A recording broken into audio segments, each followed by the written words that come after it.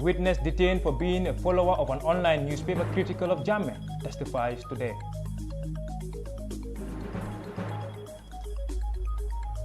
Construction of new ferry landers commenced on Wednesday. Gambia Red Cross Society commissions 23 vehicles for standard operations. These and more interesting stories will be aired in today's edition of GAMBIA24. Don't go away.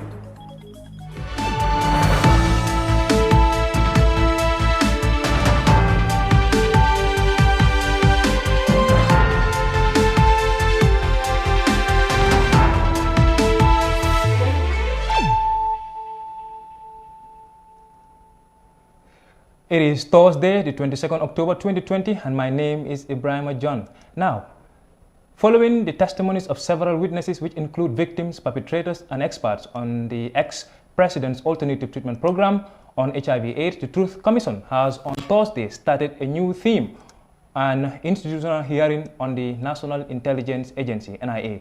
The hearings are segmented on the victimization in which the NIA was involved. Daisisia has the rest of the story. Lamin Bojang, a former data entry clerk at the Medical Research Council unit in the Gambia, said he was accused of being an informant for Freedom newspaper, a US-based online medium critical of the Jammeh regime. Bojang told the commission that while he was asking for answers as to why he got arrested, an operative at the National Intelligence Agency threatened to kill him. They didn't tell us anything. I remember, I got infuriated and started, demanding answers as to why we were there.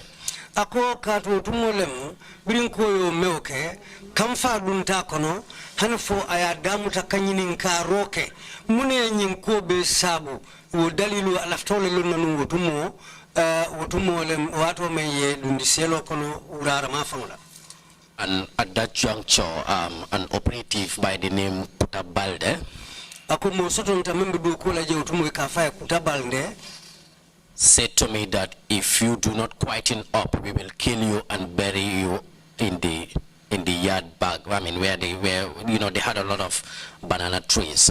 Banana plants. So she told me that if you don't quieten up, we will kill you and bury you under these banana plants because we have a lot of people that are buried there.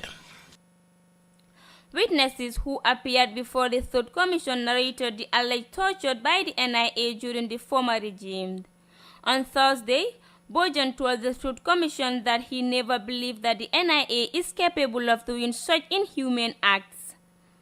He explained how he was tortured by the NIA, a notorious state intelligence service, during his detention. I tried before I could come into terms with my environment.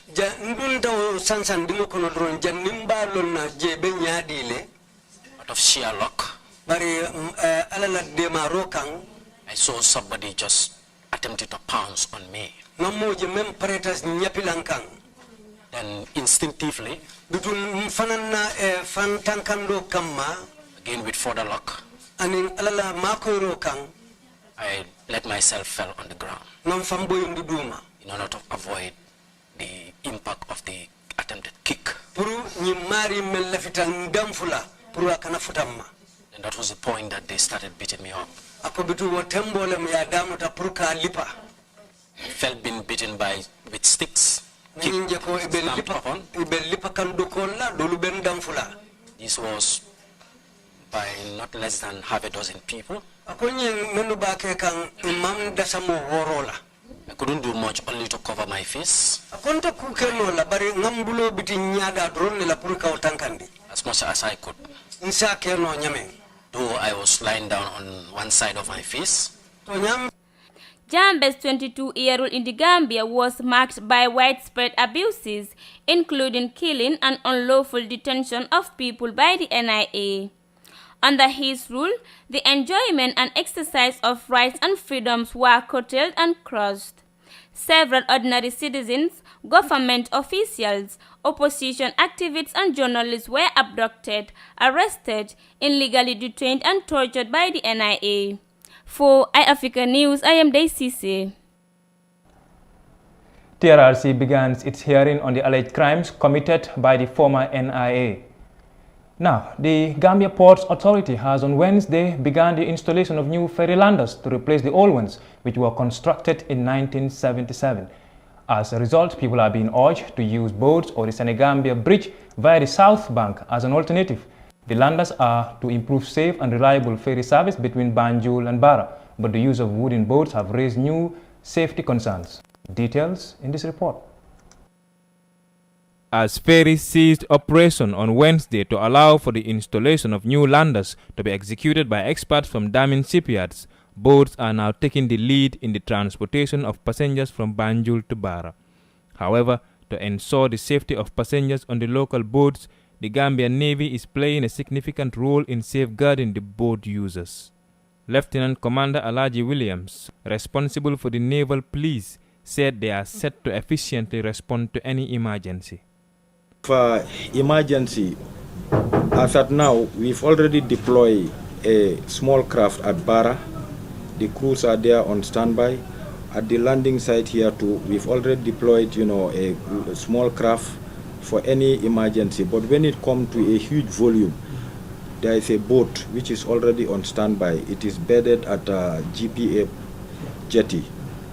It is already there on standby. When the volume of the disaster is, at a high level, then we have to deploy them. But as at now, we've taken all measures in case of any unforeseen circumstances. Francis Gomez, the Director of Technical Service Ferries No. 2, stated that the construction, which will last for 1 month, is a necessary safety measure. Yes, and the project is tentatively stated for another 30 days. That means for 30 days there will be no ferry services provided at Banjul Barrow. We indulge on our customers and our clienteles to bear with us because this is of a safety issue and it is necessary. It has to be done. Let them just be patient and bear with us. Seni Jane, who is from Badibu Saba, a frequent user of the GPA ferries, said sea travelers like him are faced with travel chaos that involve many challenges. The ferries now have stopped, which will last for 1 month. Going and coming is a challenge to the boats now because carrying women is an obstacle. Others will have their clothes wet, and the transportation fee is expensive. The boats charge $50, while those carrying people are charging $20 to $15. This is very expensive, particularly to the poor. Sometimes the boats are overcrowded. That is also a problem. In September 2020, a Senegalese truck had its chassis side slip while entering the ferry, resulting in many of the truck's goods falling into the sea. The latest incident that struck fear in the passengers was when the ferry failed to dock after several attempts. Ferry services will resume on the 28th of November, according to the management of the Gambia Ports Authority Ferry Services. Ibrahim John for iAfrica News. Finally, GPA is ready to change the 43-year-old landers. On Wednesday morning, President Barrow left Banjul for a short visit to the West African state of Guinea-Bissau, where he held talks with the newly elected President Embalo. President Barrow urges Guinea-Bissau Guineans to render their support to the newly elected Bissau Guinean president in order for him to bring positive development to the West African state. The Gambian leader returned the same day to the Gambia and spoke to journalists upon arrival. Details in this report. Wednesday's state visit to Guinea-Bissau is President Barrow's first visit to the West African state. The Gambian leader told journalists that President Embalo needs the support of Bissau Guineans for the advancement of the Lusophone country. Huge difference. Embalo cannot walk alone. He cannot walk in isolation. He is the president. He is the leader. He needs the support of everybody for them to move the country forward. It is not only Embalo. It is everybody, even myself. I cannot walk alone. I need everybody's support. I need the Gambian support for us to move this country forward. President Barrow revealed that his visit to Bissau is to strengthen the bilateral relations of the two countries. Historically, diplomatic ties have been between Gambia and Bissau for a long time. So to cement that and consolidate it, and to go and discuss with my counterpart, the new president, I think is very, very important. That's why I was there. I think we had a very, very good meeting, and we discussed a lot of things, trade between Gambia and Bissau, and also the relationship between ECOWAS and Africa in general. The president said Gambians residing in Guinea-Bissau have requested assistance for them to obtain national documents. Yes, I met Gambians in Bissau. I'm very happy meeting them because they emphasize that they are in peace in Bissau. They need certain support from the Gambian government. That is about documents registering their children as Gambians. So they ask for such things. I think it was important for us to communicate with them to see how best we can support the Gambians while they are in Bissau. President Umaru Sissoco Embalo visited Banjul in January 2020, where he called for a firm bilateral relations between the two West African countries. Ibrahim John for iAfrica News. We will go for a short commercial break and be back shortly.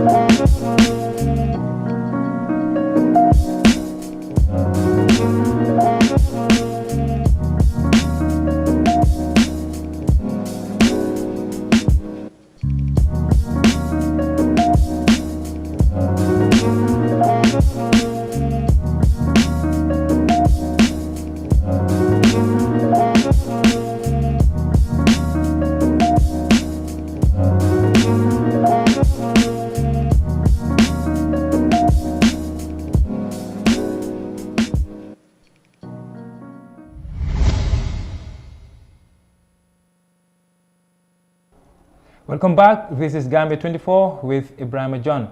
The Gambia Red Cross Society on Thursday commissions 23 vehicles for standard operations in providing humanitarian and disaster response. The vehicles are meant to enable volunteers to reach more communities in their humanitarian work and to make a huge impact in changing lives. Fatumata Kasim tells us more. Over the years, the Gambia Red Cross Society had only one car that it was using for standard operations. Now the humanitarian agency have received 8 pickup trucks, 5 ambulances and 10 motorbikes, a bus from the International Red Cross Society, the European Union and the World Food Programme. Alvina Brauhauser, who oversees the Red Cross Emergency Response Services, said the vehicle will make their work easier and help them reach more people. With an aim to continuously deliver quality services to all patients, capacity building to our team through case management training and infection prevention and control was done and is done on a continuous basis. All our patients receive excellent medical care regardless of age, race, ethnicity, or religious beliefs. With the addition of this fleet, we shall be able to strategically position the state-of-the-art ambulances within the country, hence reaching out to a bigger population. We endeavor to continue offering quality and timely emergency response services to the people of this great nation. Thank you. Alassane Senghor, the Secretary General of the Gambia Red Cross Society, said the vehicles will be used in service of humanity and it will strengthen their response capacity in terms of case management. As quality and efficiency will be their priority, Senghor urges the staffs to be responsible and accountable. As highlighted by the President, we have struggled in the past without vehicles or with vehicles that were almost written off. This is not going to happen. To this end, we have already engaged a qualified, well-experienced fleet management professional to help us develop a system of how the fleet is going to be managed and used based on international standards. We are not going to compromise the standards. We want to run this society in a professional way that is internationally accepted. That's the only way you can attract more resources into your institution, if you professionalize what you do and you do it properly with discipline and with accountability systems in place. So I would like to urge all the staff and volunteers, as a responsible management, we take responsibility for this and we want to be accountable for the delivery of services, but at the same time, the utilization of our resources. The Gambia Red Cross Society is a voluntary organization working to prevent and alleviate human suffering through the power of humanity. The agency has been at the fore in the fight against the coronavirus outbreak in the Gambia, dedicating a special burial team for COVID-related deaths and working closely with the Ministry of Health. That story of Gambia Red Cross Society commissioning 23 vehicles to provide humanitarian assistance is done by Fatoumata Kasim. Next, the Gambia Under-20 team started preparation ahead of the West African Football Union Championship, which is scheduled to kick off in neighboring Senegal on November 20th. The tournament will serve as a qualifier for the 2021 Africa Under-20 Youth Championship in Mauritania. Ibrahim Kebi Sonko reports. The head coach of the Gambia Under-20 team, Matar Mboj, selected a 32-man team last week to start a training camp at the National Technical Training Center in Yundum. Coach Matar Mboj and his charges will use the next 1 month to prepare for the Regional Football Championship in Thiès, Senegal. The Young Scorpion won the inaugural edition held in Monrovia, Liberia in May 2018 before winning a bronze medal in the November 2019 edition held in Conakry, Guinea. In an interview with iAfrica TV, the Young Scorpion coach, Matar Mboj, having previously won the competition, his priority now is to groom the players for the senior team duties and to guide them to become professionals. I will never dictate and put pressure on the players because it's a big demand from the players. Our first job is development. We always talk about development and we want to make sure that these guys eventually, as many of them as possible, can come together and play for the U23s and then for the senior team. That's our job as a coach. They want to become professional footballers. They have that dream. Some of them want to play in the Premier League. Some of them want to play in La Liga. Some of them want to play in Germany. So our job as coaches is to help them achieve that dream. While Matar Mboj declined to disclose the target he set for his players, Elite United young prodigy and goal poacher Aliou Barry is confident that the Young Scorpions can cling the Wafu Zone A Under-20 championship. Yeah, we will bring out our best, especially with the technical staff like this. I think, and I'm hopeful we will they will try to push us to bring our best, to come up to our level best, And I think for now, with this caliber of players, this quality, young talents, we can do better. We can come out with gold medal. The team manager of the Gambia Under-20, Pa Soare Faye, said the players and their coaches have adjusted to the new training models.